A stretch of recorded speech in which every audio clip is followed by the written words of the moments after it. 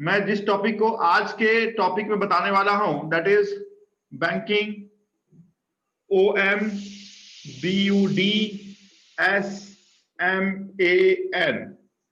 This is called banking अम्बुड्समैन। Banking अम्बुड्समैन को हम हिंदी में बैंकिंग लोकपाल के नाम से जानते हैं। आपके पास कितने भी सवाल हों, मेरे से पूछे मत जब तक मैं अपना बोलना खत्म ना करूं। आपको नहीं सुनाई दिया हो, आपको लिखना हो, और भी कुछ आपको एडिशन करना हो, वो सब मेरे बोलने के बाद आप बोलिएगा। अभी ध्यान से सुने मैं क्या बोल रहा हूं। जैसे अभी आवाज आ रही है मेरी? Yes sir, yes sir. Yes, सुने, ध्यान से सुने, डोंट राइट, एकदम आराम से सुने कि मैं क्या बोल रहा हूं। जैसे मेरे और किसी मेरे बाजू वाले के साथ अगर कोई संबंध बिगड़ गया, मुझे ऐसा लग रहा है कि उससे मुझे खतरा है, तो मैं जाता हूं और पुलिस में केस रजिस्टर करता हूं। सिमिलरली अगर एक बैंक और कस्टमर के बीच में कोई डिस्प्यूट है तो कस्टमर पुलिस थाने या फिर डायरेक्ट कोर्ट में नहीं जा सकता है। आप कहीं बैंक में गए, आपने बोला कि मुझे अकाउंट ओपन करना है, बैंक वाले ने बोला कि अभी एम्प्लॉय नहीं है या नेट की कनेक्टिविटी नहीं है या हम अभी ओपन नहीं कर सकते हैं, XYZ एनी रीजन, आप किसी भी कंडीशन में पुलिस थाने या किसी कोर्ट, डिस्ट्रिक्ट कोर्ट हो, हाई कोर्ट हो या सुप्रीम कोर्ट हो, आप वहां तक नहीं जा सकते हैं। क्यों नहीं जा सकते हैं? क्योंकि रिजर्व बैंक ऑफ इंडिया ने 1995 में एक नए कोर्ट की स्थापना की और वो कोर्ट 2006 से 2006 से काम करने लगा, जिस कोर्ट का नाम हमने आपके बोर्ड पे लिखा है, दैट इज बैंकिंग अम्बुड्समैन। हिंदी में हम इसे बैंकिंग लोकपाल कहते हैं। तो पहली ही बात आपके लिए ऑब्जेक्टिव क्वेश्चन के लिए निकल के सामने आई कि if there is any dispute between bank and customer, RBI has set up a financial court. The court is called Banking Ombudsman in the year 1995, but the court was started or came into force or effective from 2006.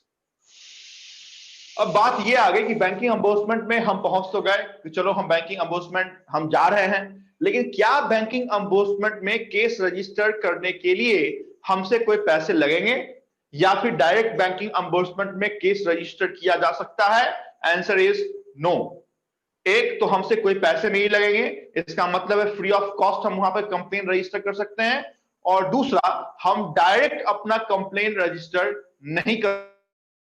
क्या बोल रहा हूं मैं? तो फिर से बताता हूं, फ्री ऑफ कॉस्ट है ये बैंकिंग अम्बुड्समैन में। कोई भी जो आपका डिस्प्यूट है, जो मामला है, उसको दाखिल करना बिल्कुल फ्री ऑफ कॉस्ट है। 1 रुपए का भी आपको टिकट या फिर ड्यूटी पे करने की जरूरत नहीं है, बशर्ते आप डायरेक्ट कंप्लेन वहां पर रेज नहीं कर सकते हैं। First you have to intimate bank, और आपको बैंक को 30 दिन का समय देना पड़ेगा। सपोज मैं बैंक में अकाउंट ओपन करने गया, अकाउंट ओपन नहीं किया गया, तो मैं बैंक को एक एप्लीकेशन दूंगा। उस एप्लीकेशन में ये लिखूंगा कि I want to open a saving account in your bank, I am having my KYC details of so and so, my residence address in so and so, please open my account. उस application का आप acknowledgement लेंगे।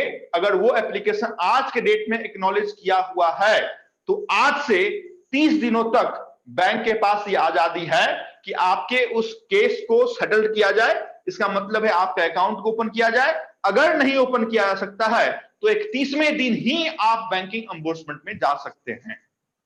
यहां पे कोई दिक्कत? No sir. हाँ, दूसरी बात, इस बैंकिंग अम्बुड्समैन को बनाया किसने? क्या गवर्नमेंट ऑफ इंडिया ने बनाया? क्या मिनिस्ट्री ऑफ फाइनेंस ने बनाया? या स्टेट बैंक ऑफ इंडिया का ये भाग है? Answer is no. मैंने पहले ही लाइन में बोला था, this banking ombudsman was set up by RBI, तो RBI ने इसकी स्थापना की है।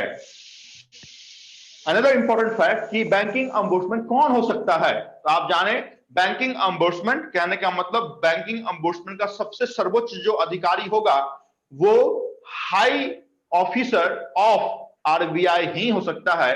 कहने का मतलब जो RBI के GM या CGM के पोस्ट के नीचे का कोई व्यक्ति बैंकिंग अम्बुड्समैन तक नहीं पहुंच सकता है ना? तो आपसे पूछा जाता है कि who can become the banking अम्बुड्समैन। आप जाने कि हाई ऑफिशियल मैंने नहीं बता दिया, GM and CGM not less than this post can become banking अम्बुड्समैन। ये हो सकता है। अभी हम और आपके बीच में डिस्प्यूट हुआ तो हम गए डिस्ट्रिक्ट कोर्ट में, डिस्ट्रिक्ट कोर्ट के फैसले से हम सेटिस्फाइड नहीं हैं तो हम हाई कोर्ट का दरवाजा नॉक करते हैं।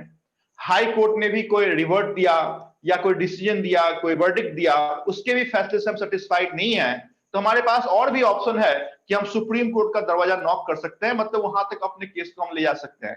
सिमिलरली बैंकिंग अम्बर्समेंट में भी एक प्रावधान है कि if the decision given by banking ombudsman and you are not satisfied, और आप सेटिस्फाइड नहीं है, तो उससे ऊपर की जो एपिलिएट अथॉरिटी है वो कौन है ना। ऐसा नहीं ना कि बैंकिंग अम्बर्समेंट जो बोल दिया वही फाइनल हो गया, नहीं, उसके ऊपर भी आरबीआई ने ऐसा बना के रखा है कि उसके ऊपर भी आप अपने अपील को दाखिल कर सकते हैं। और जो अपीलिएट अथॉरिटी है, कहने का मतलब जो बैंकिंग अम्बर्समेंट के ऊपर है, वो आपके सिर्फ और सिर्फ deputy governor of Reserve Bank of India है। जैसे डिस्ट्रिक्ट कोर्ट के लिए हाई कोर्ट अपीलिएट अथॉरिटी है, हाई कोर्ट के लिए सुप्रीम कोर्ट अपीलिएट अथॉरिटी है, सिमिलरली बैंकिंग अम्बर्समेंट के लिए जो अपीलिएट अथॉरिटी है that is deputy governor of Reserve Bank of India. क्या आप में से कोई मुझे बता सकते हैं कि आज के डेट में कितने डिप्टी गवर्नर हैं? सही आंसर हाँ 4 है। 4 है। नाम बताओ मैडम फटाफट जरा देखूं। सर नाम तो नहीं पता। नाम नहीं पता लेकिन काम पता चल गया 4 है। Yes, there are 4 deputy governor at present. बहुत दिनों तक 3 ही रहे थे लेकिन आज के डेट में 4 डिप्टी गवर्नर हैं। एक का नाम है बीपी कानूंगो, दूसरे का नाम है Mahesh Kumar Jain that is M K Jain, तीसरे का नाम है एमडी पात्रा, और चौथे जो नए आए हैं उनका नाम है एम राजेश्वर राव। ये बार बार 1 बाय 1 करके मैं लिखूंगा भी, आपको लिखाऊंगा भी, बट इतनी फैक्ट आप समझ के रखिए।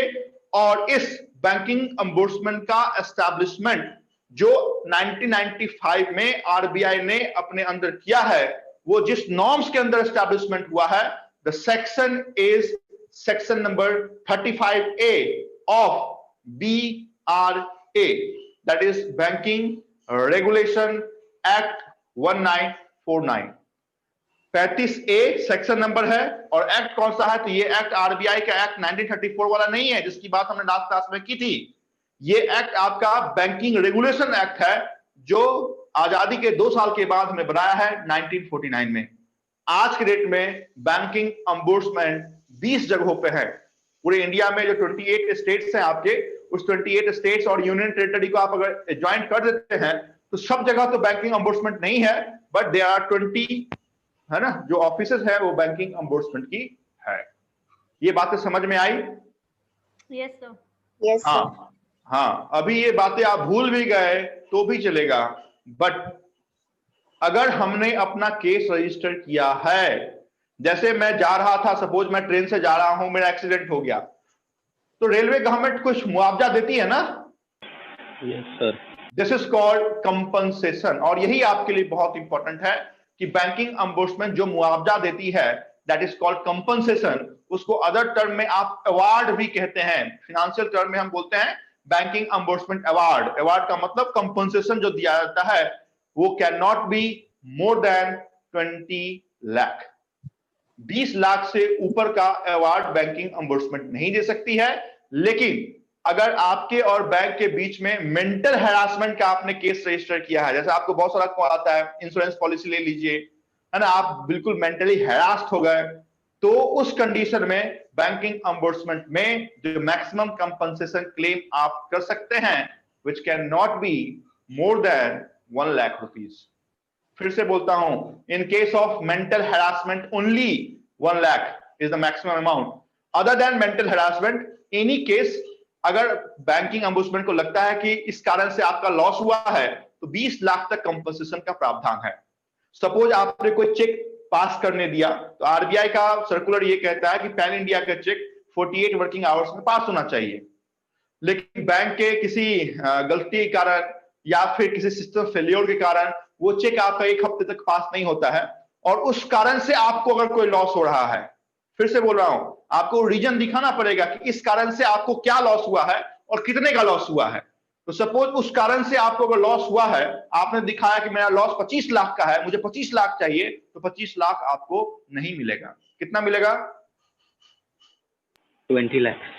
यस, तो मैक्सिमम कंपनसेशन क्लेम जो है वो 20 लाख तक का ही प्रावधान आपके पास है। तो this is full detail of banking ombudsman, है ना। वन बाय वन करके अभी हम लिखने की शुरुआत करेंगे कि बैंकिंग अम्बुड्समेंट आरबीआई के द्वारा सेटअप किया जाने वाला एक फाइनेंशियल कोर्ट है, जिसका एस्टैब्लिशमेंट 1995 के अंदर हुआ था, लेकिन इफेक्टिव 2006 से हो गया वो बैंकिंग अम्बुड्समेंट आपके बैंकिंग रेगुलेशन एक्ट 35A का था।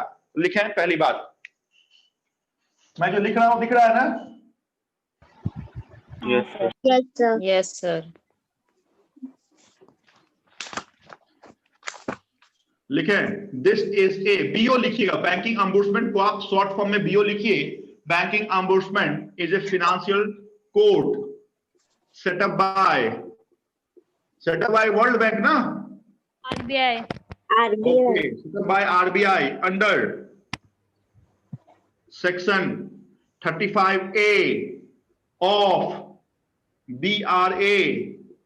BRA का फुल फॉर्म लिखिए, बैंकिंग रेगुलेशन एक्ट। कब आया है? 1949 में आया है।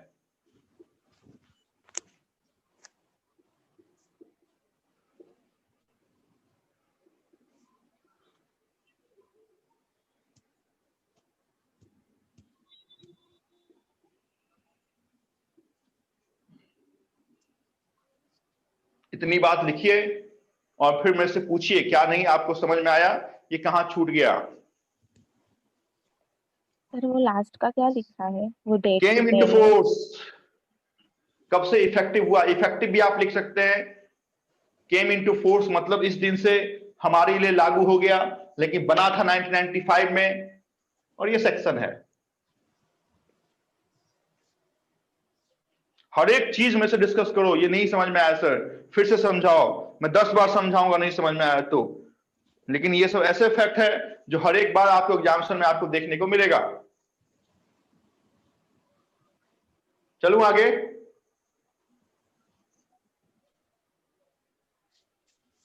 हाँ या ना? Yes, sir.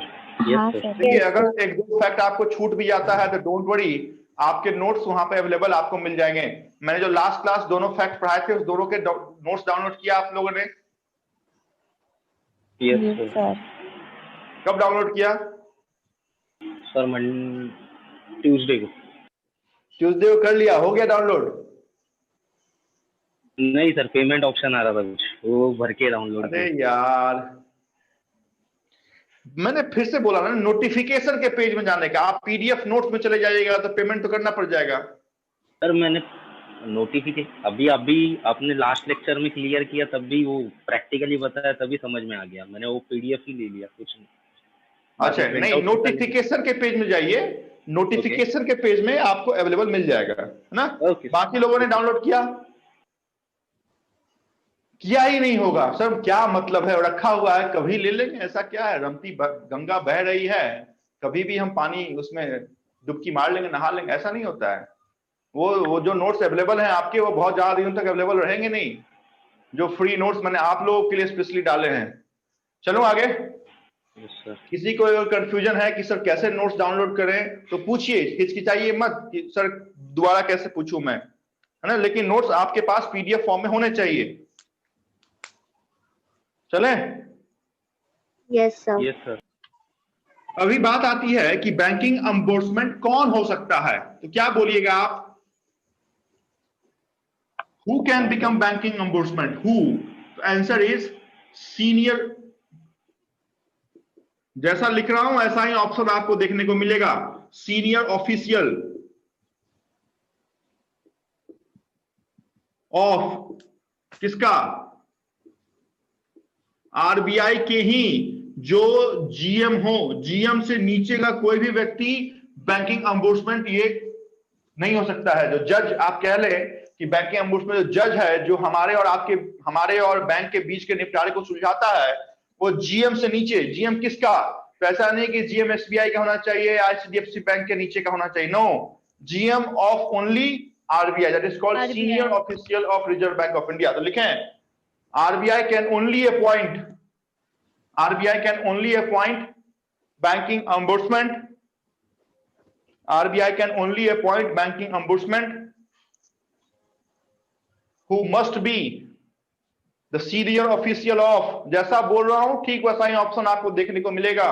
Who must be senior official of RBI only, underline करें आरबीआई को, नहीं तो एसबीआई सीजीएम ऑफ एसबीआई आएगा, एमडी ऑफ एसबीआई आएगा, तो वहां पे कंफ्यूजन हो जाएगा।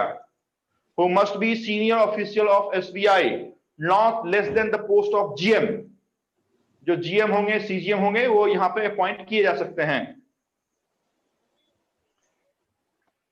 Sir, RBI can only appoint. Sir RBI can only appoint banking ombudsman. Union official of RBI ना sir? Who must be senior official of RBI, not less than the post of GM, general manager, है ना?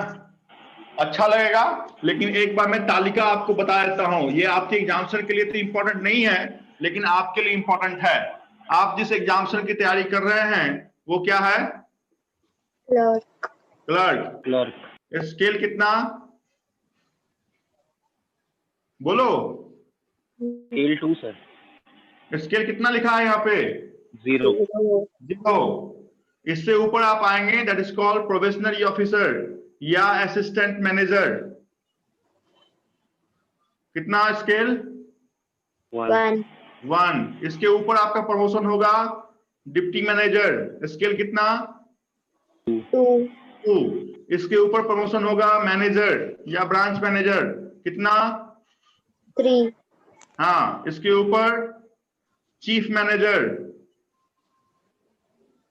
कितना? 4। 4. इसके ऊपर promotion होगा तो you will become AGM, assistant general manager. इसके ऊपर आपका प्रमोशन होगा, you will become DGM, deputy general manager. इसके ऊपर प्रमोशन होगा, यू विल बिकम जीएम। इसके ऊपर प्रमोशन होगा, तब तक रिटायरमेंट आ जाएगा, सीजीएम। इसके बाद एमडी, और इसके बाद टॉप ऑफिशियल चेयरमैन। तो ये हायरार्की आपके बैंकों में चलती है।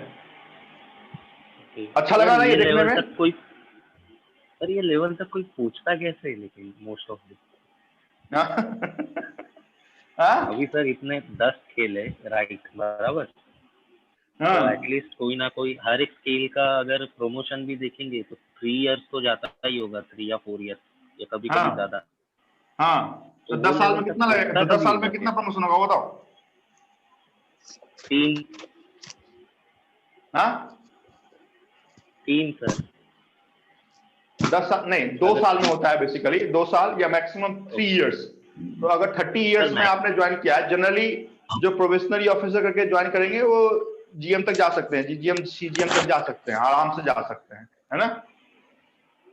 अगर इंटरेस्ट ज्वाइन किया तो हाँ, तो डायरेक्ट राष्ट्रपति।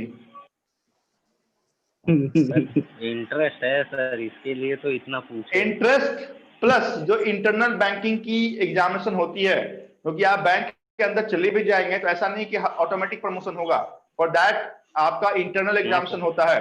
100 बच्चे अगर बैठते हैं तो 100 में से 10 का सीट रहता है, तो उसमें आपको प्रूव करना पड़ेगा कि आई एम बेस्ट, तो ही आपका प्रमोशन होगा। तो ऐसे प्रमोशन चलता है हायरार्की। ठीक है, चलो आगे। Yes, sir. Yes sir. Yes, banking ombudsman में कौन कौन शामिल है? तो आप जाने, ऑल शेड्यूल कमर्शियल बैंक, तो लिख लें, all schedule commercial bank are the part of banking ombudsman. आपसे पूछा जाएगा कि which of the following bank is not under banking ombudsman activity. Option रहेगा प्राइवेट बैंक, ऑप्शन रहेगा आरआरबी, ऑप्शन रहेगा कोऑपरेटिव बैंक, ऑप्शन रहेगा नेशनलाइज्ड बैंक। आंसर क्या होगा? All schedule commercial bank is the part of banking ombudsman. मतलब कहने का मतलब यह है कि अगर इन बैंकों के कस्टमर आप हैं तो आप बैंकिंग अम्बुड्समेंट का दरवाजा नॉक कर सकते हैं। समझ में आ रहा है मतलब? हाँ सर। हाँ, शेड्यूल कमर्शियल का मतलब होता है, yes sir. Schedule commercial bank का मतलब होता है वैसी बैंक जो आरबीआई के एक्ट 1934 के शेड्यूल नंबर 2 के अंडर रजिस्टर्ड होती है। इसमें बहुत सारे प्रावधान है, उसको छोड़ दीजिए आप। तो शेड्यूल हम उसी बैंकों को बोलते हैं जो बैंक आरबीआई के एक्ट 1934 को फॉलो करेगी, और उस 1934 का शेड्यूल नंबर क्या होगा? 2। तो banks which follow RBI Act 1934 schedule number 2 called scheduled commercial bank, and the bank which do not follow or do not registered under schedule 2 of RBI Act 1934, the bank are considered as non scheduled commercial bank। इसकी बात हम करेंगे जिस समय हम private bank, commercial bank, development bank की बात करेंगे। अभी आप जान कि all scheduled commercial bank is the part of banking ombudsman। Okay, Yes, sir. PRIOR, prior notice to bank. कितना दिन का नोटिस देना पड़ेगा बैंक को? 30 डेज। बिना इस नोटिस को दिए आप डायरेक्ट कोर्ट में जा नहीं सकते हैं। और कितना रुपया लगेगा? 100 रुपया ना? Free of cost. Free of cost. दूसरा लिखें, फी लिखें, free of cost. Prior intimation to bank लिखें, 30 डेज। बिल्कुल पॉइंट टू पॉइंट लिखें। बैंकिंग ombudsman ये है, यहाँ पे केस रजिस्टर करना है, पैसे नहीं लगेंगे, लेकिन 30 दिनों का समय हमको बैंक को देना है। उसके बाद ही हम आजाद हैं इस बैंकिंग ombudsman में जाने के लिए। कितने जगह आप जा सकते हैं? सर 2 जगह। कितने जगह है बैंकिंग ombudsman? 20. 28। बैंकिंग ombudsman के लिखें ऑफिशियल ब्रांचेस। ऑफिशियल ब्रांचेस कितना जगह पे? 20। ऑफिशियल ब्रांचेस लिखें 20। लिखा? यहां से आगे चलूं? Yes, sir. यस। इस 20 ब्रांच में आप बता देंगे क्या? मेरा वीडियो थोड़ा सा अटक गया था। क्या बोला साहब आपने? मेरे को बिल्कुल आवाज नहीं आई आपकी। अटक गई, फिर से बताओगे क्या? अरे तुम्हारी नेट खराब है। आवाज आ रही है क्या उसकी? क्या बोल रहा है? नो सर, ब्रेक हो रही है उसकी आवाज। कौन बोल रहा है? वीडियो अटक गया था ना, अरे इसलिए आवाज नहीं आ रहा है। रोहित जरा आप घर से बाहर निकलिए, बालकनी में आइए, फिर बोलिए। हाँ बोलो। अभी लगता है पूरा घर से बाहर निकल गया क्या?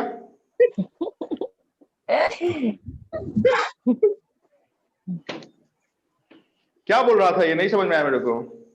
सर उसका नेट का इश्यू था, तो उसकी वजह से शायद आपका वीडियो पॉज हो रहा था, वही वो रिपीट कर रहा है। अच्छा, मतलब उल्टा चोर कोतवाल को ही डांटे, ऐसा है क्या? सर होता है ना कभी कभी, होता है। ओके, होता है। चाहने से सब होता है। अगर चाह लीजिएगा कि बैंक के अंदर जाना है तो होता है वहां भी। चलो आगे। Yes sir. Yes, sir. तो आप बोलेंगे कि सर चाहत तो पूरी है लेकिन हो नहीं रहा है। तो होगा तब जो लास्ट क्लास मैंने बताया है उसको अगर फॉलो करेंगे तो होगा तब।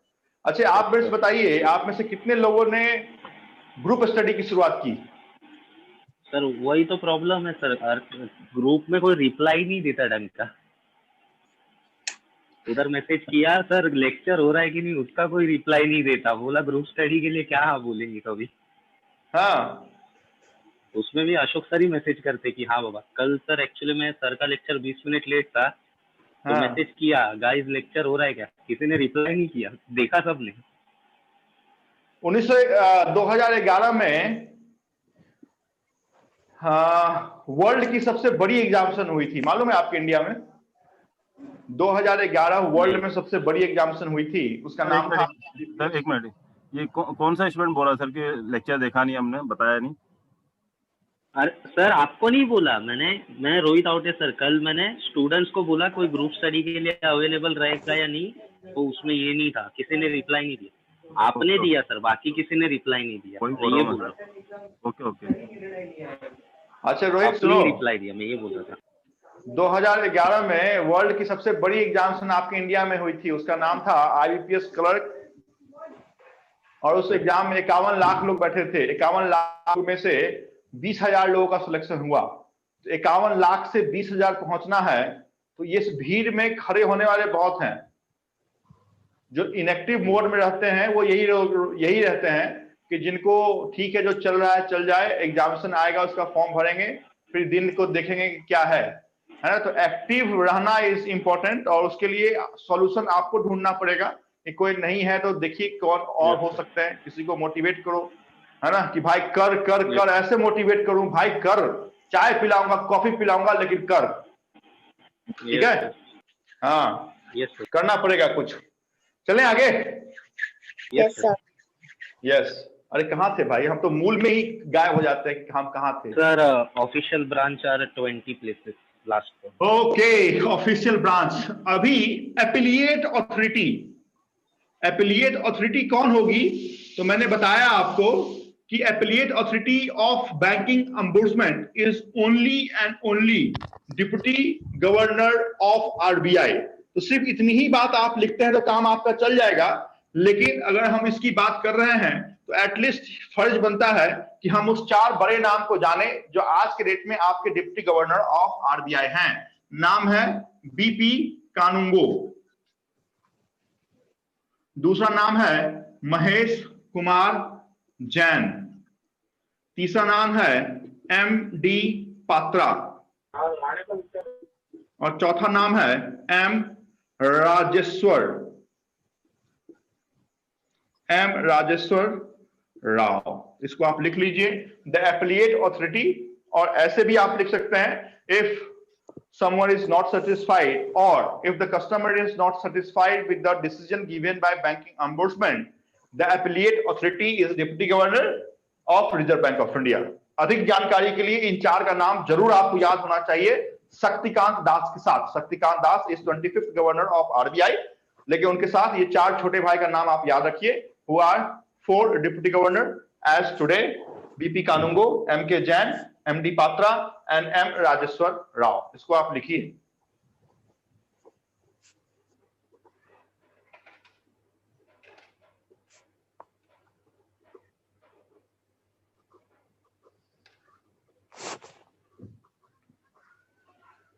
ये है बैंकिंग अम्बुड्समेंट। बिल्कुल, कभी भी बैंक और कस्टमर के बीच, आपके और बैंक के बीच में कुछ ऐसा होता है तो बैंक ऑफिशियल को एक लेटर दीजिए और बोलिए कि सर आप मेरा ये काम प्लीज कर दीजिए, रिक्वेस्ट कीजिए पहले, otherwise I don't have any option other than to register a case under banking ombudsman. Please accept my application and acknowledge it.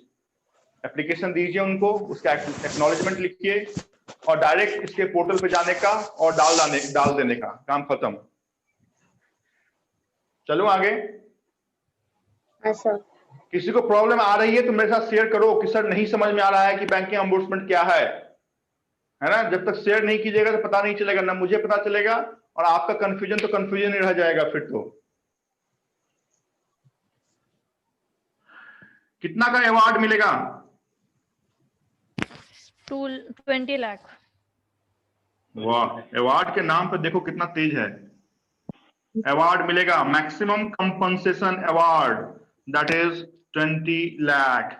ये पहले 10 लाख था, अभी हाल ही के दिनों में बढ़ के दिस अमाउंट बिकम 20 लाख। लिखें नेक्स्ट पॉइंट और अंडरलाइन कीजिए, maximum compensation award under banking ombudsman is 20 lakh. 10 lakh से बढ़ गया है, प्लीज डोंट राइट, नहीं तो पता चला 10 लाख ही याद हो जाएगा। लेकिन मैं जानकारी के लिए बता देता हूं कि earlier it was 10 lakh, now this figure become 20 lakh.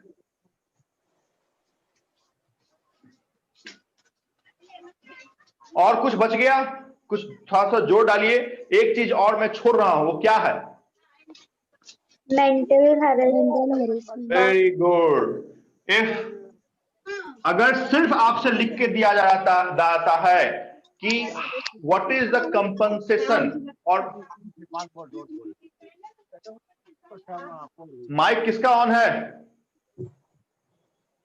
अगर आपसे पूछा जाता है what is the maximum compensation award under banking ombudsman, कोई भी अदर क्लॉज नहीं लगाया जाता है, answer will remain same 20 lakh. लेकिन आपसे अगर पूछ दिया गया what is the maximum compensation reward under banking अम्बुड्समेंट for the case registered under mental harassment, सिर्फ और सिर्फ जब तक आप अपने क्वेश्चन में मेंटल हैरासमेंट नहीं देखेंगे तब तक आपका आंसर ये 5 जीरो वाले नहीं होने चाहिए, दैट इज 1 लाख। लिखें if the case is related with the mental harassment, next point लिखें if the case is related with mental harassment, if the case is related with mental harassment,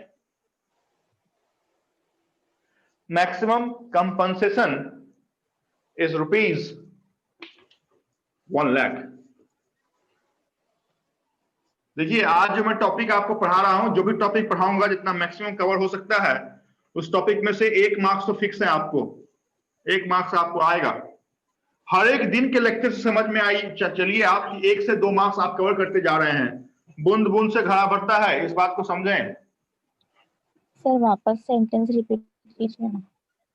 maximum compensation award under mental harassment is rupees 1 lakh.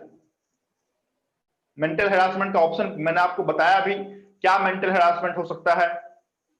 Credit card के लिए बार बार आपको phone आ रहा है, ये आ रहा है, तो आपको प्रूफ करना पड़ेगा कि मेंटल हैरास किया गया है। एक दिन में 25 बार मुझे कॉल किया गया है, ऐसा नहीं कि दिन भर में 1 कॉल आया और आपने केस रजिस्टर कर दिया, तो मिलने वाला कुछ नहीं है। चलो आगे। Yes, sir. सुने, मोस्ट इंपॉर्टेंट जो रिसेंट के समय में आपके इस बैंकिंग अम्बुड्समेंट में ऐड हो गया है वो ये है कि अगर देखिए आरबीआई क्या है, तो RBI is the father of, और आप बोल सकते हैं is bankers of bank. RBI is bankers of bank, जिसको हम बोलते भी हैं बैंकर्स बैंक। दूसरी बात में कि आरबीआई क्या करती है, तो मनी मार्केट को कंट्रोल करती है। इस मनी मार्केट के अंदर 2 विंग आते हैं, एक को हम बोलते हैं बैंक और दूसरे को हम बोलते हैं NBFC. The full form of NBFC is non banking finance. C stand for क्या होगा? कंपनी या कॉर्पोरेशन? कंपनी। यस, एनबीएफसी का जो सी है वो सिर्फ और सिर्फ कंपनी के लिए ही होगा, क्योंकि कंपनी एक्ट के अंदर हमने उसका एस्टैब्लिशमेंट 1956 के एक्ट या 2013 जो नया फॉर्म है उसके अंदर उसका किया है। तो NBFC, the full form of NBFC is non banking finance company. तो पहले अगर आप एनबीएफसी के भी कस्टमर हैं, सपोज किसी मुथूट फाइनेंस के हैं या फिर बहुत सारे एनबीएफसी चलते हैं, तो उसके कस्टमर हैं और वहां पे आपके और बीच बैंक के बीच में डिस्प्यूट हो गया, तो आप बैंकिंग अम्बुड्समेंट का दरवाजा खटखटा नहीं सकते थे, क्योंकि मैंने आपको क्या लिखाया, मैंने आपको लिखाया कि all scheduled commercial bank are the part of banking ombudsman. मैंने कहीं भी आपको नहीं लिखाया कि एनबीएफसी भी वहां पे इन्वॉल्व है, बट यहाँ पे आप जाने कि वैसी एनबीएफसी को इन्वॉल्व किया गया है जिसका एसेट 100 करोड़ से ज्यादा है। आप ऐसा लिख सकते हैं कि those NBFC are the part of banking ombudsman. Those NBFC का फुल फॉर्म भी लिखिएगा और उसके अंदर लिखिएगा non banking finance company are the part of NBFC. Those NBFC whose assets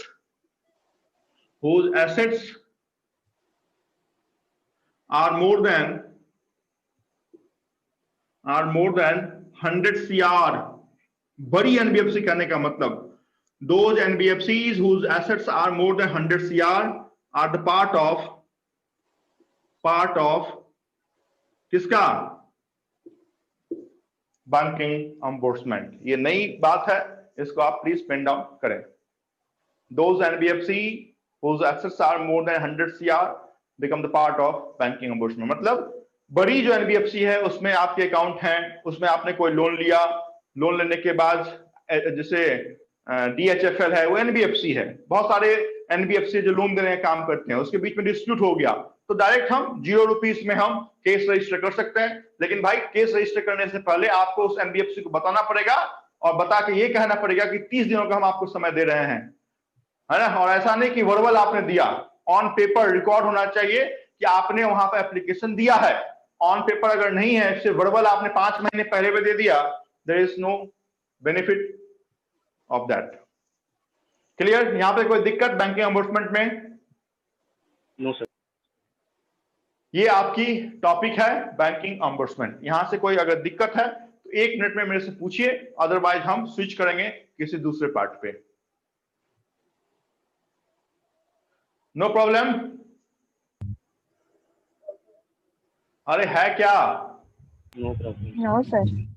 yes, very good. नहीं भी है फिर भी मैं एक बता देता हूं, एक सुर में सुने, ध्यान से सुने, कॉपी को बंद करके। मैंने क्या बताया? मैंने बताया कि बैंकिंग एम्बोर्समेंट एक फाइनेंशियल कोर्ट है जो कस्टमर और बैंक के बीच के डिस्प्यूट को सुलझाने के लिए under section 35A of banking regulation act 1949 के अंदर 1995 की ईयर के अंदर हमने उसे बनाया, लेकिन इफेक्टिव हमने 1 जनवरी 2006 से उसे कर दिया है। Total number of branches of banking ombudsman pan India is 20. Banking ombudsman can only become the high official of Reserve Bank of India, और ये बैंकिंग ombudsman सिर्फ और सिर्फ RBI ही अपॉइंट कर सकता है, और वो बैंकिंग ombudsman जो होंगे ऑफिशियल वो सीनियर ऑफिशियल होने चाहिए, GM या CGM से कम के रैंक के नहीं होने चाहिए। बैंकिंग ombudsman में केस रजिस्टर करने से पहले आपको 30 डेज का वक्त बैंक को देना पड़ेगा, फ्री ऑफ कॉस्ट, ऑनलाइन या ऑफलाइन। इसकी कंप्लेन आप रजिस्टर अलग अलग शाखाओं में 20 जगहों पे आप पैन इंडिया में कर सकते हैं। मैक्सिमम जो कंपनसेशन अमाउंट आपको बैंकिंग ombudsman रिवार्ड के रूप में या अवार्ड के रूप में देगी वो 20 लाख होगा। If your case is not related with harassment, mental harassment, अगर मेंटल हरासमेंट के अंदर आपने दाखिल किया है तो 1 लाख रुपए मैक्सिमम कंपनसेशन आपको क्लेम मिल सकता है। दूसरी बात, जो एपिलिएट अथॉरिटी आपकी बैंकिंग ombudsman के ऊपर है वो आपके deputy governor of Reserve Bank of India है। आज के डेट में देयर आर 4 डिप्टी गवर्नर जिनका नाम रिस्पेक्टिव बीपी कानूंगो है, MD पात्रा है, MK जैन है और राजेश्वर राव साहब काम कर रहे हैं। Other than this all schedule commercial bank are the part of banking ombudsman, और वो NBFC भी शामिल है जिस NBFC का नेटवर्थ 100 CR+ है।